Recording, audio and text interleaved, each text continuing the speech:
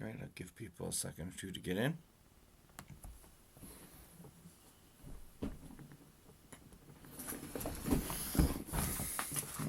While I'm doing that, I guess I'll get my tablet started here.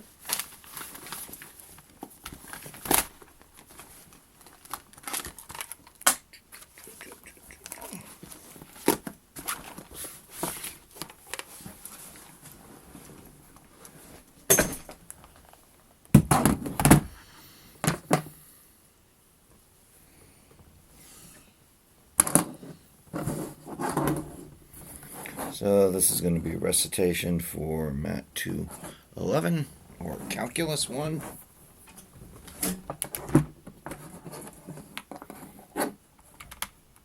And we're going to be looking at limits that go off to infinity or limits at infinity.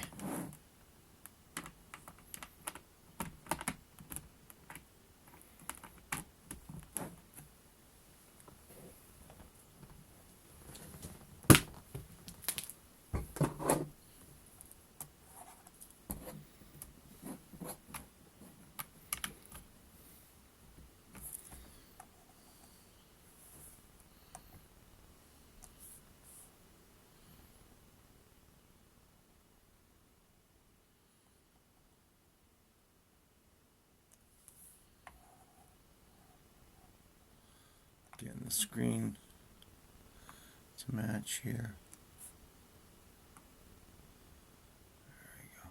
There we go.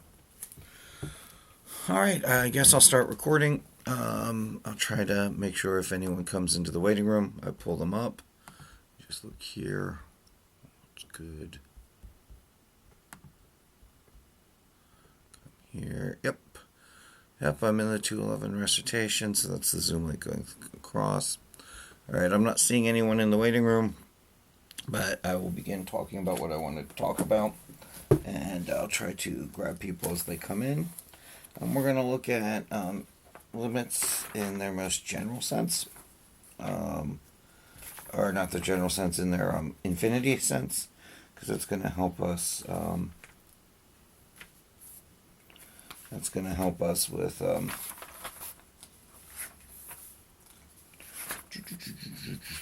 the derivatives that we have to find. And we want to look at our function. I guess we'll start with the exponential function and what happens to it at as it goes off towards negative infinity. So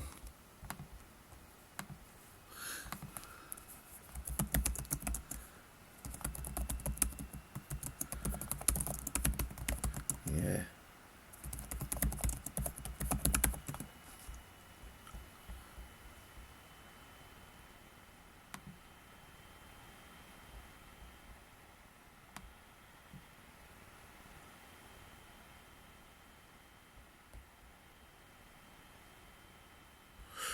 Let's see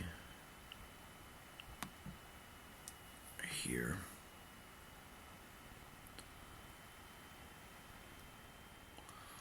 Let's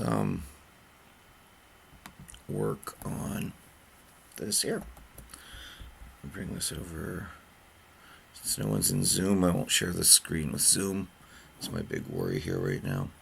All right, so we're going to look at the limit as x approaches negative of infinity of e to the x. And hopefully our memory will jog us here.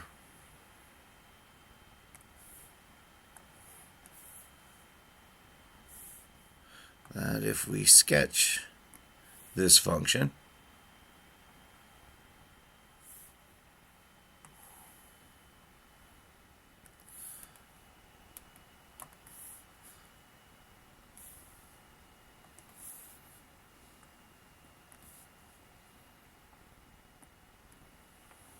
the exponential has a quick growth,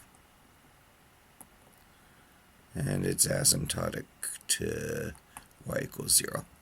or to the x-axis. So we know by observation of the graph, or knowing graph behavior, that as this function goes off to negative infinity, it goes to 0. What we want to do is kind of set this on a little more formal ground for us. So what we want to be able to say is that we'll rewrite this. We're going to change variable here. We're going to rewrite it, so we're going to take the limit as x goes to infinity of e to the negative x, which will be the same as the limit as x goes to infinity of 1 over e to the x.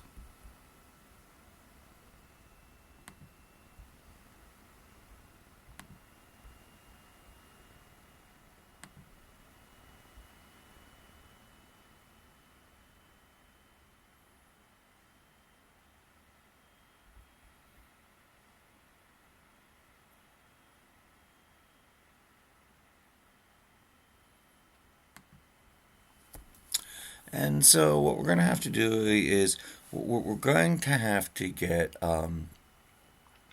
this to have some behavior. Now, we know e to the x is always a positive value.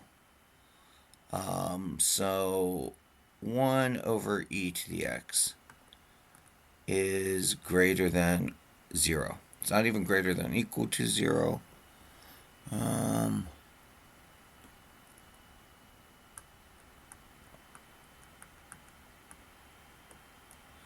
And we need to, as we're going out towards infinity,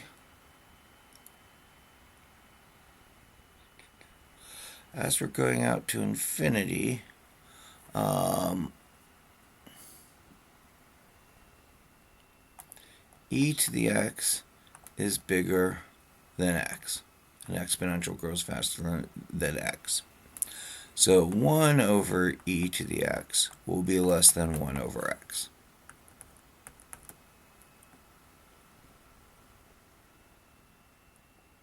And there are places where they're equal, but we've now created a sandwich that we can use, because we know the function that we worked with really hard, as x goes off to infinity, 1 over x equals 0.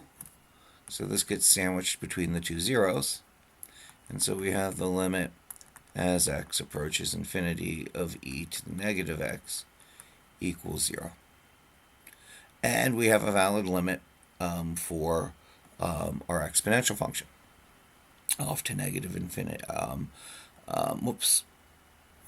And because of our little change of a variable thing here, we can talk about the asymptote of our original function.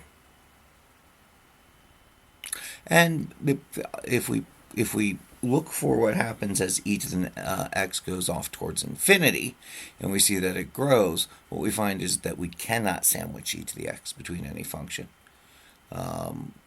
We can get that precise definition if need be, where we will, no matter what delta epsilon we make, we get a cap. But we're able to sandwich in to find the exact limit, the exact value. Not prove it, but which we can do with the delta epsilon process, but we can find the exact value for it. Sorry if my voice sounds a little bit scratchy. I've had a really weird kind of flu-y-like thing. Wednesday night in the middle of my evening classes, I was talking, my voice creaked really bad, and I just kind of felt a little stuffy in the head, and that's why I called off yesterday. I was felt contagious and a little bit tired. Today, definitely, I feel better, but I sound worse. So you're going to hear me sucking on soda and trying to keep the voice together. And hopefully the volume is good enough that we can get something usable here. I know the microphone I'm using right now can be a bit scratchy. I'm working on full-time replacements for that. All right. All right, so that's kind of the game that we want to look at with these infinities, and what happens as exponents go off to infinity. Let's look at another example.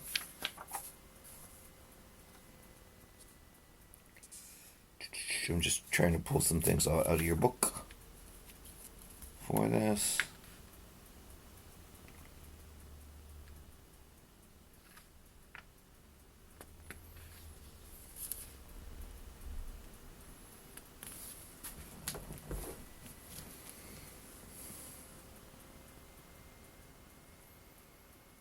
I'll do it. Yeah, we'll do it.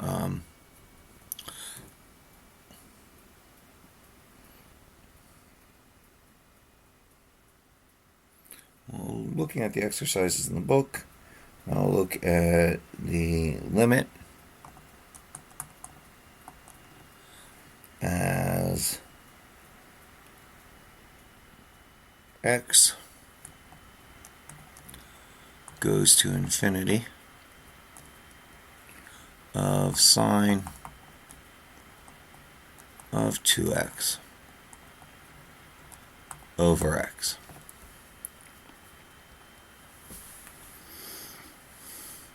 A couple things are going to happen here. So sine of 2x, I'm going to take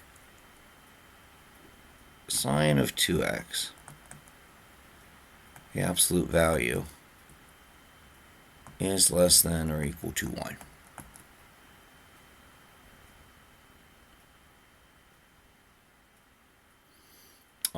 And so what we have is this thing is always less than or equal to 1 on the numerator. So sine of 2x over x is less than or equal, if the upstairs always the absolute value is going to be less than or equal to 1, it's going to be less than or equal to the absolute value of 1 over x.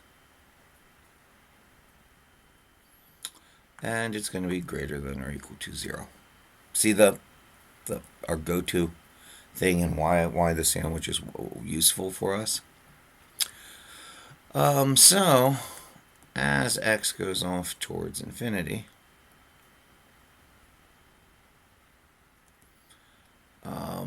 but we're going to approach it from the negative side. So we're coming from the negative side of this. And what's going to happen is, coming from the negative side, we're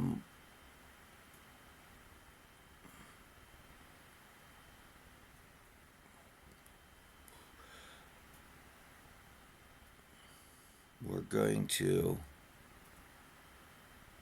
see that the absolute value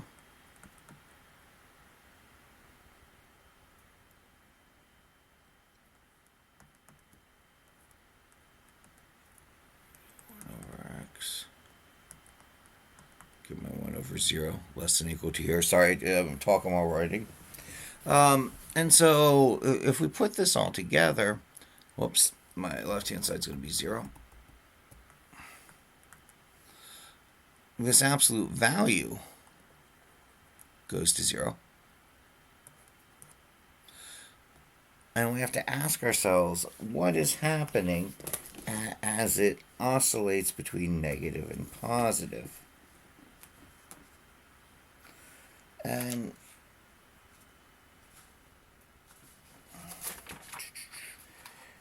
on this point, we can make the argument that the x term kind of dominates underneath it. But let's look at that argument a little officially. Sorry. So I just dropped my page notes here. You hear me picking them back up.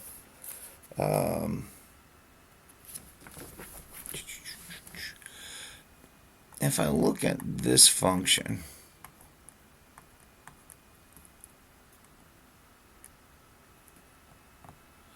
it'll be less than or equal to 1 over x as it approaches from the negative side. That's always true.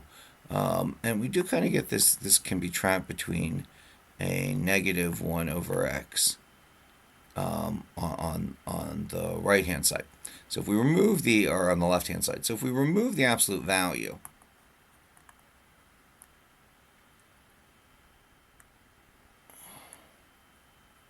this becomes sine of 2x over x less than or equal to 1 over x. And so as we go towards infinity coming from the negative side, this is going to go to 0. Remember, we proved that in class. This is going to go to 0. So the limit for this goes off to 0.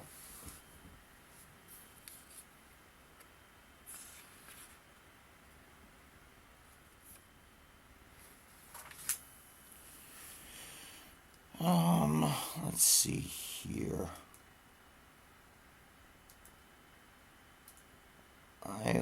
I think that's what I have for my limits as we go off towards infinity. What I want to do now is look at some asymptotes. And then we'll look at some things where the limit itself is infinity.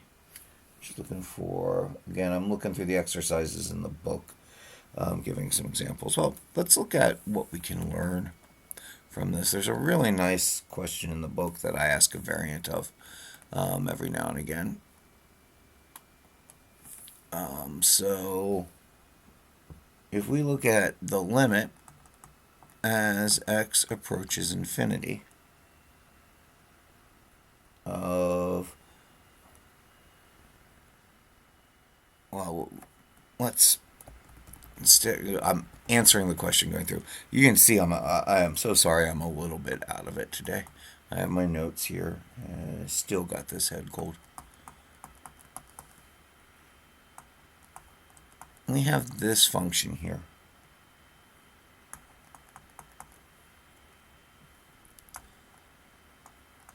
And so we want to find what it could look like, what the asymptotes might be from it.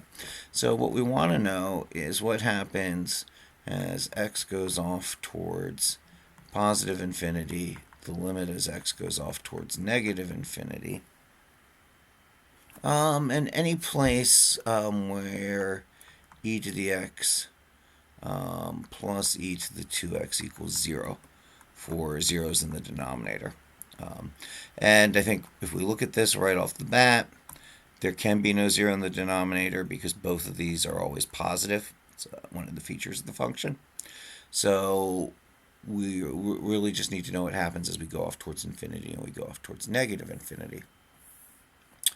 So firstly, we'll look at the limit as x goes towards negative infinity because we already know what the exponential function does. So the limit as x goes off towards negative infinity, 4e to the x plus e to the 2x over e to the x plus e to the 2x.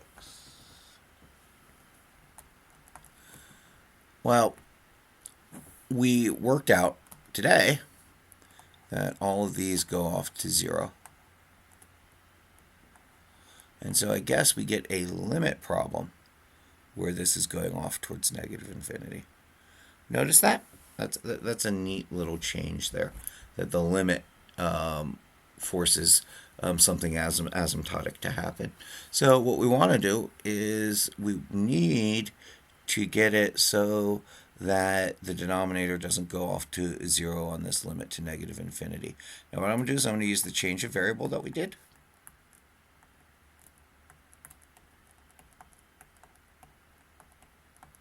By pushing a change in signs. And then I'm going to pull out an e to the 2x, or an e to a negative x. So what I'm going to do is I'm going to multiply the top and bottom by e to the 2x. do the limit as x goes towards infinity.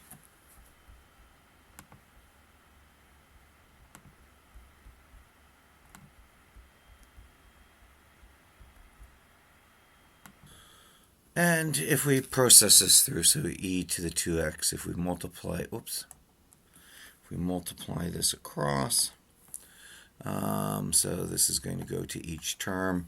So we're going to get 4. We add the exponents e to the x plus 1 over e to the x plus 1.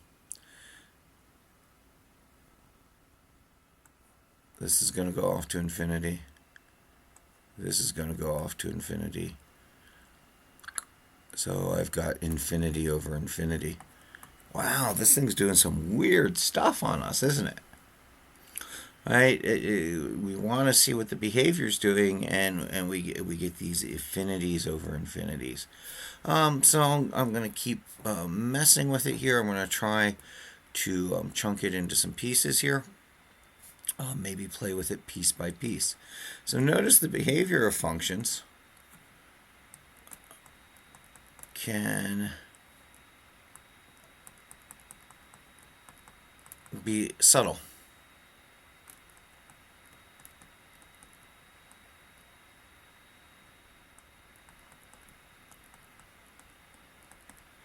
And what I want to do here is I'm going to play my factoring game with it. So I'm going to pull out e to the 2x on this side. That's going to give me 1 e to the x plus 1. And I'm going to play my factoring game here, but I'm going to multiply both sides by e to the x. And so that's going to give me 4 over, what is 4 over 1 plus e to the negative x.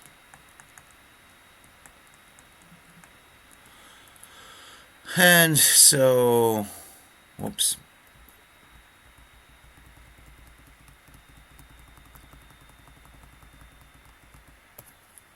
I should write these up here. E to the 2x, e to the 2x here. E to the x, e to the x here. That'll give me 4, 1 plus e to the negative x. I'm going to take the limit as it goes off to infinity. And so that's going to go to 0, so that's going to give me 4. And this here, this is going off towards infinity. So this thing here is going to 0. We can look at 1 over e to the x plus 1. Well, again, this is less than or equal to 1 over x and greater than 0. And so it has the same sandwiching feature. So as this thing goes off to infinity, it asymptotes to 4. And then we need to see what happens as it goes off towards negative infinity. Or I'm sorry, as my original function, and because we did a flippy dippy here, this thing goes off. So we'll say the limit as x goes towards negative infinity of my initial function here, being lazy, is going to be 4. And so now I need to know what happens as my function goes off towards positive infinity of f of x. And we're going to do a similar game with this here. We're going to write our original function. Change colors here. Go to a green. So 4e to the x plus e to the 2x over e to the x plus e to the 2x. I'm going to split it up. So we're looking at the limit as x goes off towards infinity of this. I'm going to split it up into my two parts again.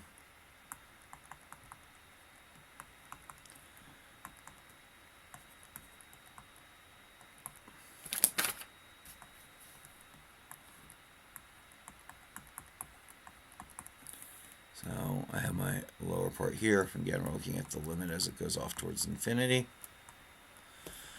And so what we want to do is we want to make the bottom go to 0 or infinity. That seems to be the game. If we look at what's happening with our 1 over x, if the bottom shoots off to infinity, we can usually trap these things in, and it gets to 0. And if we can get a part of the bottom going to 0, we can isolate it. So we know e to the negative x goes to 0. So what I'm going to do is I'm going to really pull out an e to the negative x for the first part. So I'm going to multiply the top and bottom by, top and bottom here by e to the negative x over e to the negative x, and here e to the negative 2x over e to the negative 2x. So this is going to give me 4 over 1 plus e to the x. And here, this is going to give me 1 over e to the negative x plus, plus 1. And so when we take this off to infinity, that's going to become infinite.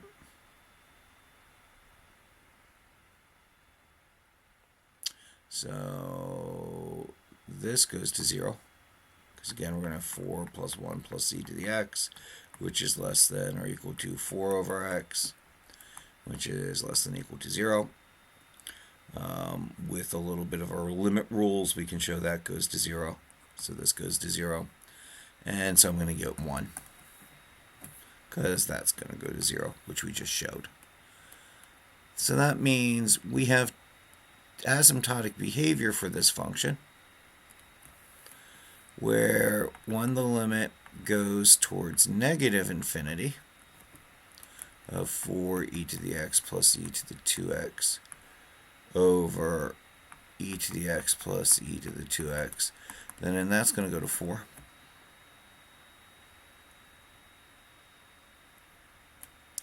And then in the limit of x as it goes to infinity of 4e to the x plus e to the 2x over to the e plus e to the 2x is equal to 1 on that side. Well, another way of thinking of it is as it goes off towards negative infinity, these things are getting to 0 more quickly because they're going there twice as quick. So they're going to get to 0 first, leaving the ratio of these things. And as we go off towards infinity,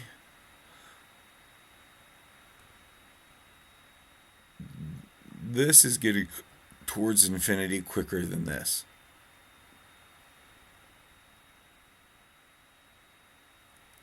And so or when we look at what's happening, if we do a switch of variables, those components go to 0 more slowly as we go towards negative infinity. The denominator terms, right? We have a race towards infinity here, and the speed of these terms dominate for the 1 over 1. I'm not sure I like this answer, so let's look at it. Let's look at our function. So I'm going to try to open Desmos here and see if I can get it for you on there. Let's see. There's Desmos. All right. So our f of x is equal to, what did we have? We had 4 e to the x plus e to the 2x over e to the x plus e to the 2x. And there's our two asymptotes. We get a nice logistic model, just like we were thinking.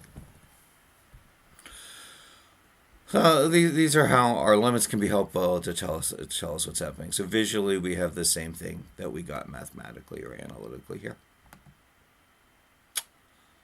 All right. I I have no questions here. I did get one question in email, so I'm going to look at that question a little bit here. Um, Let me switch back over to um, writing here. I'm going to erase my blackboard here. Scroll back up to the top. There we go. All right. So someone wanted me to look at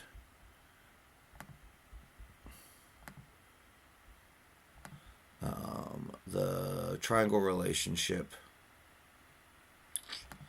in homework 1.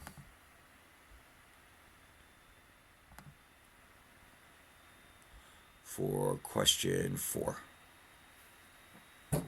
So I'm going to try to draw this half decently, and we'll go from there. So let me start by giving myself a first quadrant graph.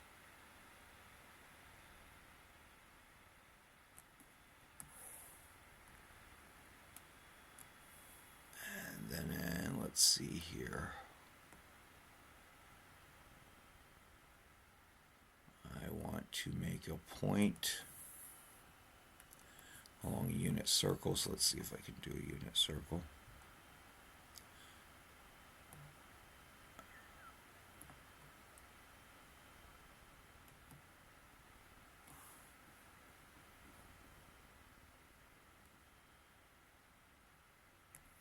See if I can move that.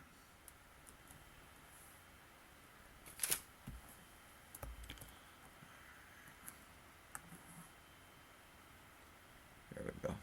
That'll be close enough towards it. We'll make that our unit circle there. So we're focusing on the first quadrant of this here. Let me make this bigger. So we do get a first quadrant focus. I want to make my whole graph bigger. So bear with me here. I told you to take the time to draw this, right? Should probably just hit pause and draw it, but layer is locked. All right. There we go. Let's just Control Z my way back.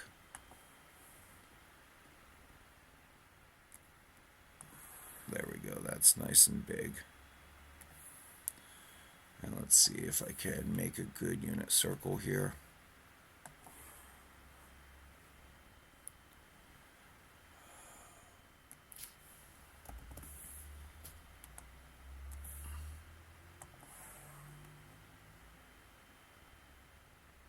There we go.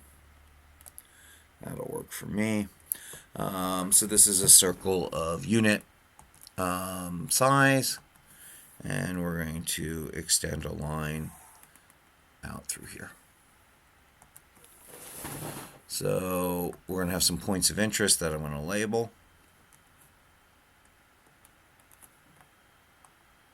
For right now. And an angle theta. And our origin, which I believe the book is calling, that my diagram is calling O. So let me see if I can match my diagram form of this.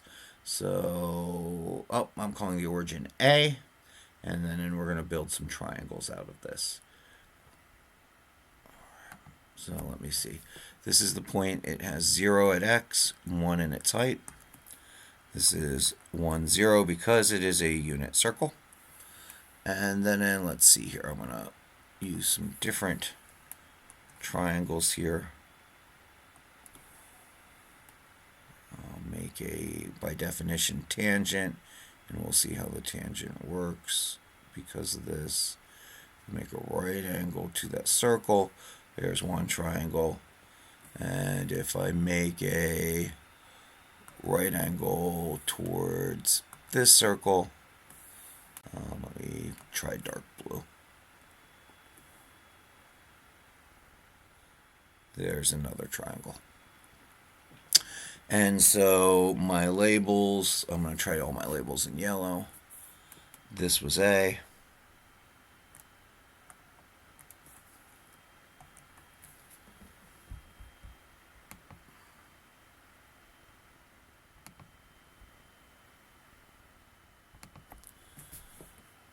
This is B. This is point C. And this is point D. And what we're asking to do is set up an inequality here. So look at the relationship below and use the area formulas of a triangle to prove that 1/2 sine theta cosine theta is less than theta over 2 less than 1/2 sine theta cosine theta. And I'm also going to say sine theta cosine theta is tangent theta. That's a realization here. But what I'm going to do is I'm going to label pieces. This is very close to the triangle that we use to find the limit of sine of x over x. I think the only difference is we used a triangle in here and used the base times the height. So what I want to do is this point is on the unit circle. Point B is on the unit circle. Oops, I need a point E, I think. Do I have a point? Yeah, a point E. A pointy, huh? It sounds like, hey, yeah, okay. So we have a triangle. So there's a triangle A, B, and E. And so I'm going to look at triangle ABE as this thing here. And so the area of triangle ABE, well, I need its 1/2 base times height. And so if we look at 1/2 base times height, what we can do is this point has, this is my x component and my y component of point B. So I'm going to put subscripts of B in here. And because it's on the unit circle, then an xb is equal to cosine theta, and yb is equal to sine theta. So the area of triangle ABE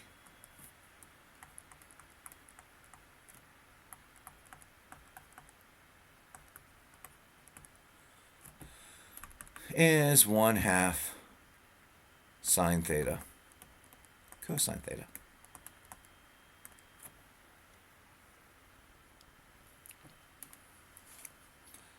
And that is our smallest component here.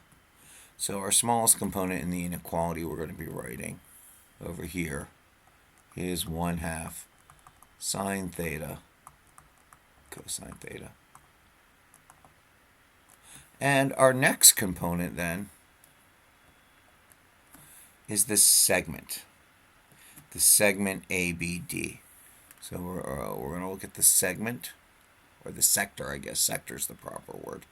Sector. We'll look at the sector.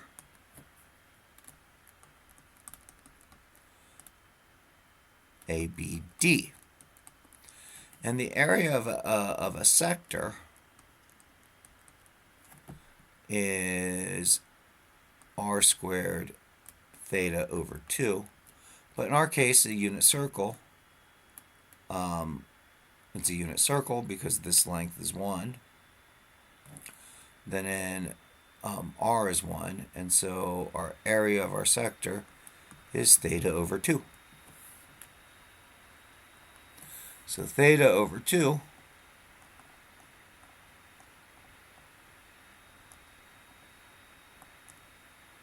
goes in the middle.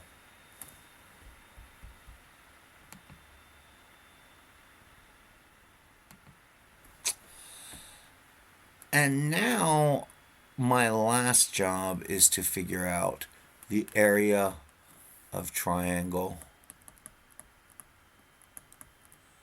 ACD. Not ACDC, but ACD.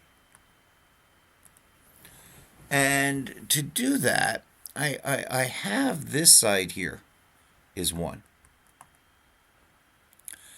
So I need to find both the hypotenuse and the adjacent side.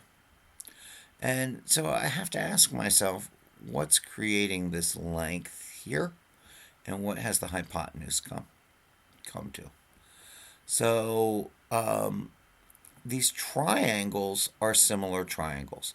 So ABE, triangle ABE, is similar to triangle ACD.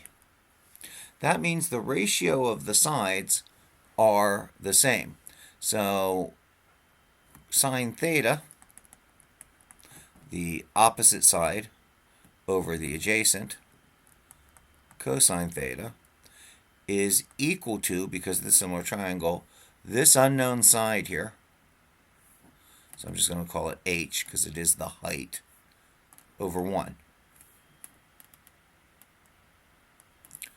And so I solve for h, and that height is sine theta over cosine theta. And so my area of ACD is equal to 1/2 the base, which is 1, and the height, sine theta over cosine theta. So I come back up here and I put that all together.